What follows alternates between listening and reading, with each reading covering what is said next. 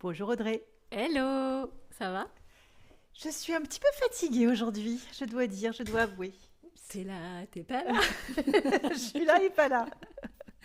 Et toi, comment vas-tu? Eh ben écoute, moi ça va bien. Moi ça va bien et toujours trop contente de se retrouver dans notre podcast, Les Darons de la spiritualité. Et je voulais rappeler un peu le principe du podcast. Ok. C'est vraiment un podcast entre copines où on partage nos conversations. On fait pas du tout de montage, c'est freestyle et on enregistre et même on réécoute pas en fait. Non, on réécoute peu. Ça, c'est vrai. On réécoute pas, on le publie comme ça et voilà, on se fait vraiment plaisir en faisant ce podcast. Mm. Et Et on veut rester dans la simplicité aussi, exactement. voilà, du process et que ce soit léger. On n'est pas du tout doué dans ce qui est montage de vidéos ou d'audio, etc. Donc au début, ça nous freinait pour lancer ce podcast et puis on s'est dit, on n'a qu'à le faire sans, Ouais, en one shot. Et puis là, on en est au 5e épisode, je crois. oui, Et ça marche plutôt bien. oui. Et du coup, c'était pour dire aussi qu'il ne faut pas se bloquer sur des choses, dire non, je ne sais pas faire, etc. Pas forcément pour un podcast, mais pour quelqu'un d'autre qui voudrait se lancer dans une activité et quelque chose, mais qui ne veut pas le faire parce qu'il y a une technique trop compliquée à faire derrière. Et en fait, on peut le faire les choses très simplement. Et comme on dit, moi j'aime bien cette phrase, il faut mieux fait que parfait. Donc c'est peut-être pas parfait, on n'a peut-être pas le meilleur son du monde, il y a peut-être des blancs, des des je sais pas quoi. Mais en tout cas, on le fait.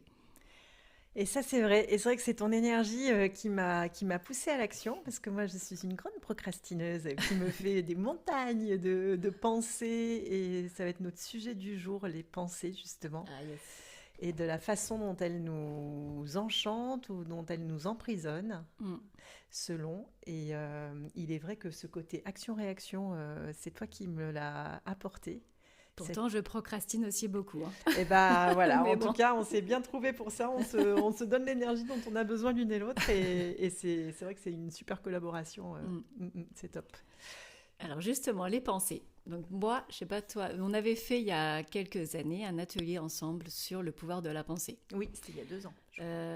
2 ans déjà, Ouais, 2, même 3 ans peut-être. ouais, peut-être. Enfin, je sais pas. En tout cas, voilà, c'était vraiment déjà un sujet qui nous passionne toutes les deux. Ah oui. Donc, on en connaît un petit rayon sur la pensée, j'ai envie de dire. Un petit rayon, tout à fait. Il y a certainement beaucoup d'autres choses. On n'en Mais connaît pas tout, hein. On a encore beaucoup de choses à apprendre parce que c'est assez complexe et vaste, mais en tout cas, on a quelques notions. Oui.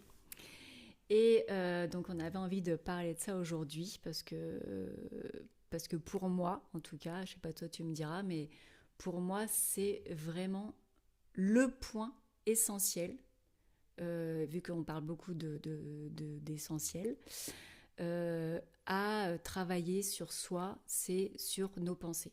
Pour moi, c'est vraiment le seul et unique, comment dire, c'est pas chose, mais euh, c'est la seule et unique source qui est le reflet de notre vie, quoi. Mm, tout à fait. Les pensées, pour moi, c'est... Alors, je le formulais pas comme toi, mais comme tu le dis comme ça, je me dis, mais oui, mais c'est bien sûr, c'est tout pareil qu'Audrey.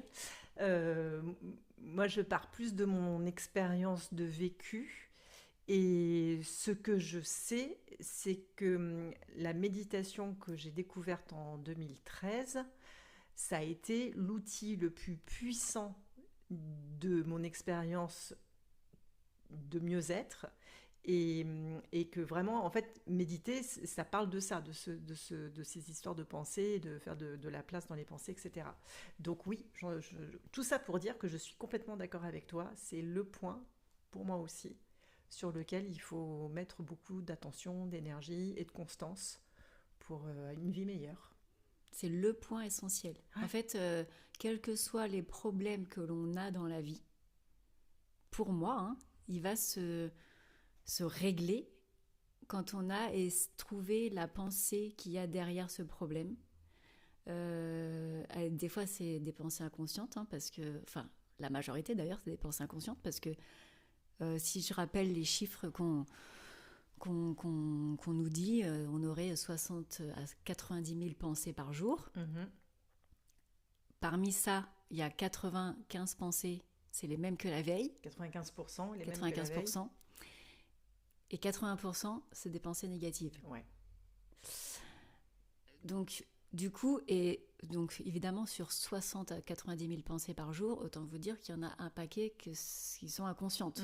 Parce que celles qu'on peut vraiment dire consciemment, je sais pas, on a peut-être une dizaine dans lesquelles on a conscience de ses pensées. Oh ouais. C'est très peu au final. Et c'est souvent les mêmes. Voilà. Quand on prend conscience de nos pensées, on se rend compte que c'est vraiment beaucoup les mêmes. C'est ça. Et du coup, c'est pour dire que, quel que soit le problème, c'est d'aller trouver cette pensée inconsciente. Et des fois aussi, donc la pensée derrière la pensée, enfin, cette pensée racine en fait. La pensée racine, c'est l'image que j'avais quand tu dis ça. D'aller trouver cette pensée racine pour la dégommer, quoi, en fait. Exactement. Ou peut-être pas la dégommer, mais en tout cas, l'inverser. Moi, j'ai l'image un peu d'une pile, avec un côté positif, un côté négatif. Et j'ai l'impression que derrière chaque pensée négative, il y a l'autre face de la pile ou du disque avec la pensée positive. Par exemple, une pensée négative, je vais parler de mon histoire, le matin dans la glace, tu as passé une mauvaise nuit, tu te vois, tu fais « Oh là, j'ai une sale tête !» Bon, et l'autre face de cette pensée-là, c'est malgré le fait que j'ai mal dormi, j'ai une bonne tête. Oui. Et ça, j'appelle ça de la kiné de la pensée. C'est presque de la rééducation. Mais avant de pouvoir rééduquer nos pensées, il faut déjà en être conscient. Donc de toute façon, le premier pas, c'est la conscience. D'être conscient, c'est d'y prêter attention. Ouais. Parce que de ne plus être en mode pilote automatique, mais à chaque instant, parce que ça, c'est vraiment un travail de l'instant. Exactement. Et de chaque instant.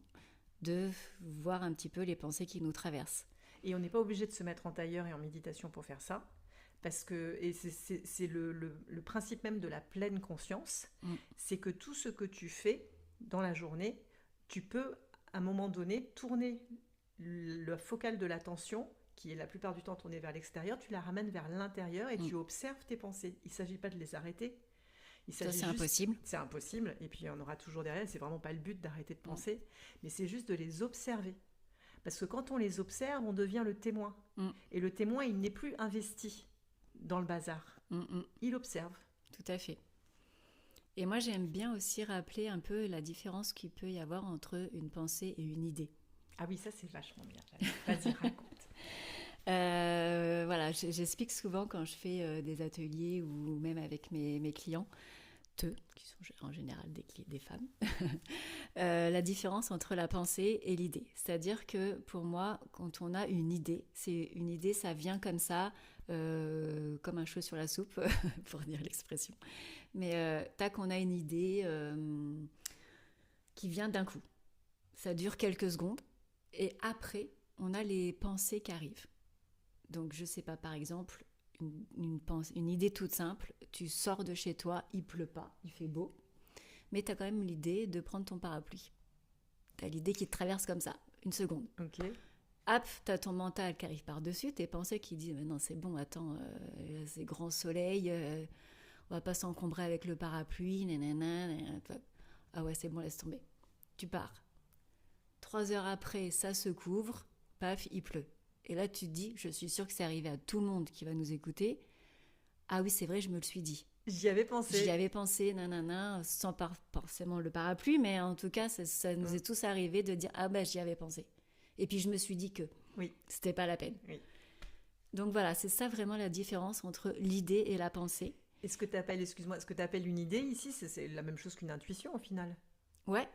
Une intuition, une idée, un ressenti, et souvent on l'écoute pas. Et il y a notre mental, ce que j'appelle du coup les pensées, c'est le mental, quoi, c'est qui vient par-dessus et qui vient dire ah mais non machin et qui vient tout analyser avec sa propre l'expérience de ce qu'il a eu, quoi. Et du coup ça vient interférer, quoi. Et je vous assure que si vous prenez conscience de ça, de la différence entre vos idées et vos pensées, et que vous commencez à suivre vos idées avant que votre mental interfère et vos pensées viennent dessus, votre journée va changer. Et même votre vie. Et du coup, ça va aller plus loin, ça va changer votre vie, quoi. Exactement. Et ce qu'il faut observer, c'est que ces petites idées, que moi j'appelle plutôt des intuitions, on a l'impression qu'elles viennent de nulle part. Mais en fait, elles viennent de la part la plus profonde de nous. Celle qu'on peut nommer Celle qui sait. Le moi supérieur, Voilà. L'âme. Bon, il y a plein de mots et on s'en fiche un peu des mots, tu vois, mais cette part... et cette voix-là, elle est toute douce. Elle parle tout doucement. Et des fois, alors que le mental, il parle très très fort. Exactement. Et elle est plus rapide que le mental. Donc c'est vraiment comme un petit battement d'aile de papillon. Ça part comme ça, aussi vite que c'est venu.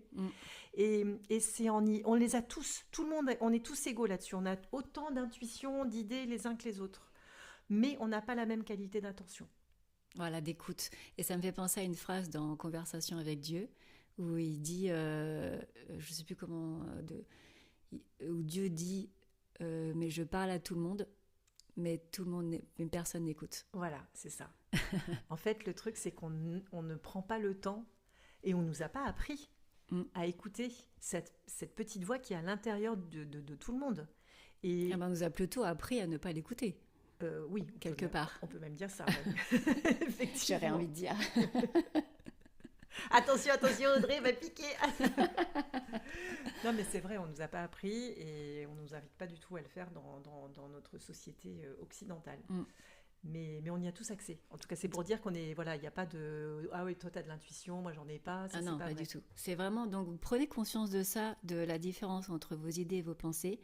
Donc, ça veut vraiment être des choses toutes bêtes comme penser à prendre son parapluie ou être dans son canapé en train de lire un livre et avoir l'idée de se faire une tisane. Bah oui, ça va être une idée, en fait. Et puis, t'as le mental qui va venir dire « Ah non, je suis trop bien sous mon plaid, je finis le chapitre, j'irai après. » Tac. Alors que si tu avais suivi ton idée, eh ben, peut-être que tu aurais vu un message sur ton téléphone qui t'a rappelé qu'il fallait que tu appelles un tel, et puis du coup ta journée, tac, elle va se dérouler totalement différemment que si tu restes dans ton canapé, le temps passe, et puis quand tu vas te rappeler qu'il fallait que tu appelles un tel, c'est trop tard. Exactement. Et tu as raison de souligner ça, c'est souvent dans des choses vraiment toutes simples. Faut pas attendre... Ça, moi, faut pas attendre une illumination, une pancarte divine, tu vois. Moi, j'ai attendu très longtemps comme ça que les anges ils viennent se pointer dans mon salon. Voilà, c'est ça. Bon, ils sont jamais venus, mais en tout cas pas comme je pensais qu'ils viendraient. Et effectivement, ils se manifestent plutôt à travers une phrase que tu entends au hasard dans la radio, une conversation dans la rue. Comme tu dis, l'idée de se faire une tisane quand tu es allongé sur ton canapé, c'est pas plus compliqué que ça. Voilà, c'est vraiment des choses simples. Donc, je vous invite à prêter attention à ça et voir un petit peu ce qui se manifeste après dans votre vie. Et il y a aussi autre chose par rapport aux pensées que je voulais partager, ça c'est aussi une anecdote personnelle. C'est ma grand-mère qui toute sa vie a dit à 80 ans on perd la tête. Ah ouais. Tout le temps quand j'étais petite elle me disait non mais de toute manière à 80 ans on perd la tête parce que sa mère elle avait fait c'est pareil, ses grands-parents aussi, voilà la démence sénile, etc. Et donc, elle a toujours pensé ça. Et à 80 ans, elle a commencé à montrer des signes de démence. Et là, voilà, ça fait... elle a 93 ans maintenant, donc 13 ans que elle a Alzheimer. Et que... alors que tout va bien physiquement, elle n'a aucune maladie, pas de tension, pas de diabète, rien du tout, parce qu'elle a toujours eu une très bonne hygiène de vie, manger bio, etc., machin. Mais elle avait cette pensée. Oh là là, c'est terrible. Le pouvoir de la pensée. Ah non, mais c'est un truc de fou, quoi. C'est un truc de fou. Donc tu peux avoir une super hygiène de vie. Si tu n'as pas une bonne hygiène de vie mentale, en fait, il manque une pièce au puzzle, quoi.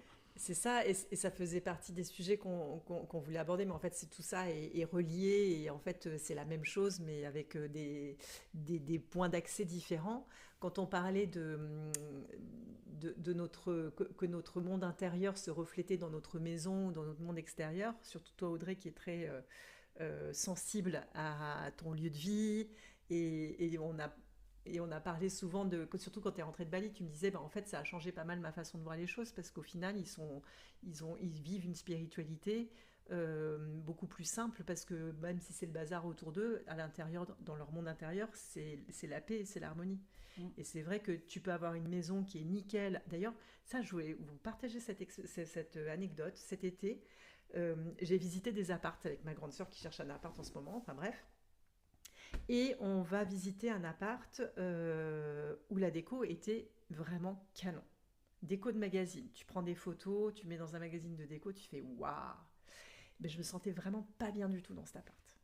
Et comme quoi, voilà, ça fait pas tout. Ça suffit pas. L'emballage ne suffit pas. Exactement. Moi, c'est la réflexion que je me suis faite quand justement je suis revenue de Bali. C'est que dans les rues là-bas, c'est tout déglingué. Les routes, elles sont défoncées. Les câbles électriques, tu as des paquets de 100 fils qui passent. Enfin, et quand tu arrives, par exemple, à Tours, où c'est une belle ville, c'est bien entretenu, c'est propre, il y a toujours des travaux partout, donc c'est toujours nickel. Enfin, une fois que les travaux sont finis. Mais c'est pas pour autant que les gens ont l'air bien, quoi. Ouais, si on évaluait le tu vois, niveau le pourcentage, de bonheur, tu vois, à Bali, les gens, ils sont toujours le sourire, ils sont tous sympas, tous gentils et tout. Et en France, c'est pas toujours le cas. T'as pas l'impression que les gens soient dans un bien-être heureux, joyeux, etc. Alors que pourtant, c'est beau. Ouais. Et je crois qu'il nous manque vraiment la culture du monde intérieur. Vraiment. On a vraiment une belle culture du monde extérieur, ouais. Et c'est important. Ça fait partie de la réalité. Mais ça suffit pas, quoi. Mais c'est que de la façade, en fait. C'est que de la façade. Et une façade non incarnée, une façade sans âme, c'est pas très joli au final. Ça aide pas, quoi. C'est que de la façade, donc... Puis même, il y a quelque chose de désincarné. Et comment on fait alors pour incarner derrière la façade quelque chose de sensible et de... En fait, c'est se relier à soi-même, parce qu'il y a l'histoire des pensées et la reconnexion à son être profond. Moi, comme je te le disais tout à l'heure, pour moi, il n'y a que deux choses. C'est nos pensées et se reconnecter à soi. Oui. Et ça, je suis complètement d'accord avec toi. On peut faire tout ce qu'on veut, toutes les techniques, les pratiques qu'on veut. Pour moi, les deux seuls objectifs, c'est ça. Et quelque part, l'objectif numéro 1 de faire attention à nos pensées, etc., c'est pour aller vers cette reconnexion à soi, quoi. Oui, tout à fait. Et en fait, justement, dans ce processus, le processus de création, qui est pensée, parole, action, quand on veut changer, du coup, on va dire notre vie, ou quand on veut changer un aspect de notre vie, on va essayer de modifier ce processus de création en inversant. C'est-à-dire qu'on va faire action, parole, pensée. Ah oui, alors si je comprends bien, tu dis que on est des créateurs dans notre vie, on crée en permanence des choses, mais que la mécanique de création, c'est d'abord une pensée qui se transforme en une parole, qui se transforme en une action. C'est ça.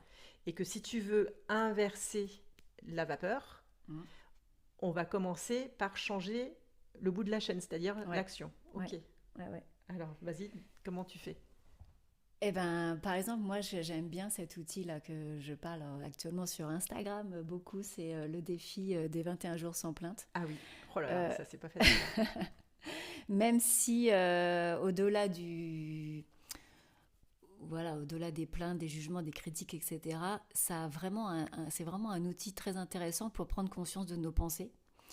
Et du coup, on passe par l'action avec ce bracelet qu'on porte au poignet. En fait, pour faire simple, mais si vous voulez aller plus loin, vous pouvez voir sur Instagram, j'en parle un peu plus. Et j'ai un PDF aussi, d'ailleurs, on pourrait mettre le lien que j'ai fait justement sur ce défi. Oui. Pour faire simple, en fait, le défi, c'est on porte un bracelet au poignet et à chaque fois qu'on se rencontre, qu'on dit une parole, donc on ne parle pas des pensées, mais vraiment quand on parle, qu'on se plaint, qu'on juge, qu'on critique, on va changer le bracelet de poignet. D'accord, donc il y a un geste. Donc là, c'est l'action, tu vois, ça fait l'action. Du coup, les paroles, tu prends conscience de tes paroles. Et des fois, tu prends conscience avant de parler que tu vas pas dire quelque chose, donc du coup, tu te retiens parce que tu n'as pas envie de changer ton bracelet de poignet. Ouais. Et l'idée, c'est d'arriver à faire 21 jours sans changer son bracelet de poignet. Ok. Bah oui, mais c'est super dur. Ah bah, il y a un bouquin, hein, ça s'appelle... C'est Will Bowen, hein, je crois, Will l'auteur. Bowen, Ouais. 21 jours sans se plaindre. Et ils disent qu'on met 4 à 8 mois pour arriver à faire ce défi. Oh la vache. Parce que ça veut dire que c'est 21 jours consécutifs. Ah C'est-à-dire que si tu n'arrives à pas te plaindre pendant 3 jours, mais qu'au bout de 4e jour tu te plains, tu recommences à zéro. Donc, ouais, tu peux même arriver au 19e jour. Et tu recommences à zéro. Et là, il y a ta belle-mère qui arrive et tu dis non, pas la belle-mère. Mais non, Voilà. tu vas être obligé de changer ton mode de pensée. Exactement. C'est tout. Et oui. Et quand tu arrives à faire ce défi, enfin moi, c'est vraiment les témoignages à la fin de ce livre qui m'ont vraiment interpellée et qui m'ont donné trop envie. C'est que leur vie, elle a changé, quoi. Mais c'est ça qui est dingue parce qu'en fait, la situation, je parle de la belle-mère, j'ai vraiment aucun problème avec aucune belle-mère du tout, mais quelque chose d'extérieur à toi qui t'agace, qui t'irrite, qui te fait réagir, qui te trigger. Mm. Et ce truc-là, mais en fait, qu'est-ce qui te trigger? C'est tes pensées, en fait. Bah ouais. Parce que le monde, c'est le monde, la vie, c'est la vie. Il y aura toujours quelqu'un pour t'agacer, de dire un truc qui... Mais au final, si dans ta tête, c'est OK, mais vas-y, le monde, il peut s'agiter comme Mais en il fait, veut. c'est même pas ça. C'est qu'au-delà de ça, c'est que de te plaindre, ça nourrit le problème. En plus, ça l'alimente. Ça l'alimente. Tout à Donc, fait. ça va pas régler le problème. Donc, si tu as un problème, en fait, quand le défi 21 jours sans se plaindre, c'est pas ne plus se plaindre et puis accepter tout ce qui se passe. C'est si tu as un problème, tu vas gérer le problème avec la personne concernée. Au lieu d'aller te plaindre. Nanani, nanana. Ah, bah tu sais, elle m'a fait ci, elle m'a fait ça, machin, gna gna gna. Bah écoute, pourquoi tu vas pas lui dire, quoi? Et oui. Pourquoi tu vas pas voir avec elle que ça va pas, comment elle fait ça? Enfin, je sais pas, je dis n'importe quoi, une collègue ou quoi. Et si tu peux pas changer la situation, bah change ton comportement vis-à-vis de la situation. Mais ça va pas t'aider d'aller te plaindre de cette personne, de la situation, ou tout simplement de se plaindre du temps, en fait. Ça va pas changer le temps. Ça va juste te plomber toi. Ça te plombe toi et en plus, comme tu dis, ça alimente dans le subtil, dans le vide qui est plein d'informations entre nous, ça alimente de l'information négative. J'explique souvent que je fais la différence entre, je fais une petite parenthèse là, je m'écarte, mais entre la sorcellerie et la magie noire. Mais la magie noire, ce sont des pensées qui n'ont sans intention de nuire, mais des pensées négatives à l'encontre de quelqu'un de façon un peu obsessionnelle.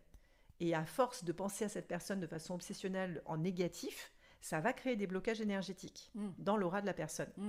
Après, il n'y a pas d'intention de nuire, ce qui est différent de là où ce que j'appelle la sorcellerie, où là tu passes une étape parce que là il y a intention de nuire et là tu fais appel à des rituels, à des machins. Évidemment, il ne faut jamais faire tout ça. Ah oui, quand tu parles de magie noire, tu parles de quelqu'un qui a des mauvaises pensées envers toi, tout simplement. Que ça. Oui, et c'est ce que j'ai constaté en séance, c'était vraiment des bulles de blocage, mais qui sont pas, c'est pas fait exprès quoi. Mais c'est juste parce que il y a quelqu'un qui pense mal de toi ou qui a de la jalousie, avec un sentiment très fort, soit de rancœur, soit de, je sais pas, quelqu'un un homme qui s'est fait quitter par sa femme par exemple et qui vit très mal la séparation et qui pense qu'il est en obsession sur cette situation et sur le fait qu'elle a quitté, qu'elle n'avait pas le droit de le quitter. Je donne un exemple au hasard. Et ben, ça peut créer une bulle de blocage sur la femme qui est partie. Mais il fait pas exprès. Oui. C'est plus fort que lui. Bah, de toute façon, oui. Quand tu commences à faire attention à ça, non seulement ça va être bénéfique pour toi, mais ça va être bénéfique pour ton entourage. C'est ça. C'est vraiment clair. Un bénéfice multidimensionnel. Donc il y a cet outil-là. Et puis il y a un outil que toi, tu vas beaucoup pouvoir nous parler, c'est la méditation. Ah bah oui, ça c'est mon outil. La méditation, c'est pas l'idée d'arrêter de penser. Surtout pas. Parce que c'est impossible. Il y en a beaucoup qui pensent qu'on se pose et on essaye d'arrêter de penser. Alors là, ils n'y arrivent pas, donc ils abandonnent. Mais c'est pas l'idée. Ah non, c'est pas l'idée, au contraire. La méditation, alors il y a plein d'écoles de méditation, il y a plein de façons de méditer, et c'est pas le sujet de ce podcast aujourd'hui. Mais méditer, pour moi, c'est d'abord être calme, immobile et silencieux. Donc, il n'y a pas de musique. Il n'y a pas de forcément, je ne suis pas trop fan, moi, des boucles Les guides, sonores. ou des guides de méditation, on se concentre sur ses pieds, on se concentre... Ça peut être vachement intéressant, mais c'est une façon de faire. Mais vraiment, pour ceux qui ont envie de commencer là tout de suite, sans aucun téléchargement et sans avoir lu aucun bouquin, c'est juste, tu t'assois, les pieds sont au sol, le dos est droit, parce qu'on ne médite pas allongé, sinon c'est de la relaxation, c'est pas pareil. Le dos est droit et vertical, tu fermes les yeux et tu poses ton attention sur ton monde intérieur. Et, en général, on parle de la respiration. Donc il y a la respiration, mais il y a d'abord les 5 sens. Le toucher. Ah oui, comment t'es positionné. Ma position dans l'espace, le contact de mes vêtements contre ma peau, tout ce qui passe par le sens du toucher, même le contact des cheveux contre le crâne. Le son, qu'est-ce que j'entends? Les sons lointains, les sons plus proches. Le goût, c'est quoi le goût dans ma bouche? L'odeur. Et même la qualité de la lumière qui filtre à travers les paupières closes. Et même peut-être les images intérieures. Toutes les perceptions et ensuite la respiration. Et là, la respiration, tu restes aussi longtemps que tu as envie. Juste, j'inspire, je sais que j'inspire, j'expire, je sais que j'expire. Et voilà, et je goûte. Pour moi, c'est très sensuel, la méditation. Ça se déguste. Ça serait prochain podcast, on fait la méditation. Ok, vas-y. Mais en tout cas, par rapport, si on revient sur notre sujet, la méditation, par rapport à... Moi, ça y est, je suis partie. Bah oui, je sais. Donc, c'est pour ça que je pense qu'un podcast sur ça peut être hyper intéressant. Mais si on revient par rapport aux pensées et à essayer de comment dire... Oui, merci. Tu me ramènes sur le rail. Donc, quand il y a une pensée il y aura une pensée qui va pointer le bout de son nez pendant que tu explores tes sens, etc. Cette pensée...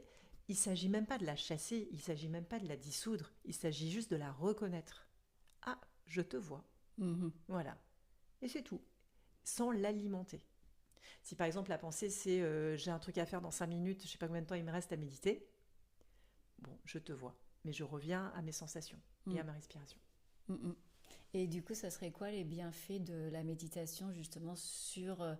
la gestion de nos pensées et arriver à changer nos pensées qui seraient négatives? Le premier truc, c'est que tu commences à reconnaître tes pensées systématiques, c'est-à-dire qu'on a des pensées chroniques qui reviennent, qui sont comme des douleurs un peu, qui sont souvent des pensées négatives et qu'on a souvent depuis très très longtemps. Donc méditer, ça permet de reconnaître ces petits systèmes de pensée là. Ça permet de se nettoyer psychiquement. Pour moi, c'est vraiment la douche de l'esprit. On a appris à avoir une bonne hygiène corporelle, mais c'est une hygiène mentale essentielle. Ça apporte de la clarté, ça apporte de la capacité d'attention et de concentration aussi. Qu'est-ce que je peux dire? Non, c'est tout. Enfin, c'est déjà pas mal. Ouais, mais on fera un sujet, prochain podcast, on parle de méditation, et là, tu vas nous... Je vous ferai pratiquer. Pratiquons. Et pour conclure par rapport à ce sujet sur le pouvoir de la pensée, je voulais juste finir par cette idée d'hygiène de vie mentale. Oui. Où un esprit sain produit des pensées saines. Oui. Donc c'est vraiment important de prendre soin de soi et de pratiquer suffisamment de sport. Ça permet d'oxygéner le cerveau. Manger, pareil aussi, manger suffisamment équilibré, ça protège nos neurones. Et puis aussi, il y a la nourriture mentale. Ah oui. Les informations quotidiennes qu'on regarde, les films, les séries violentes, voilà. Tout même ça, les sujets de discussion. Ouais. Ça revient aussi aux plaintes, aux jugements, aux critiques, etc. Ouais. Donc tout ça, ça va jouer sur nos pensées, sur notre esprit. Donc faut vraiment apprendre à avoir une hygiène de vie mentale. C'est pas qu'une hygiène de vie physique, alimentaire, etc. C'est aussi mental, quoi. Oui. Voilà, qu'est-ce que je voulais vous dire d'autre? C'était tout. Et toi? Il y en a tellement à dire, on pourrait ne pas s'arrêter, mais on va s'arrêter là pour aujourd'hui. Ouais, c'est déjà une petite entrée en matière. Et puis voilà, si on veut aller plus loin, n'hésitez pas à nous contacter. De dire qu'on prépare plein de choses dans notre petite besace, qu'on a plein d'idées pour vous proposer, voilà, des pour aller plus loin sur ces sujets qui nous passionnent. On a envie de vous accompagner à travers des programmes en ligne et aussi des projets en présentiel, mais on vous en dira plus. Ouais. Eh ben, merci beaucoup pour ce podcast, Elisa. Merci, et Audrey. à la prochaine. Bonne journée, à plus tard. Bonne journée à toi. Bisous, bisous.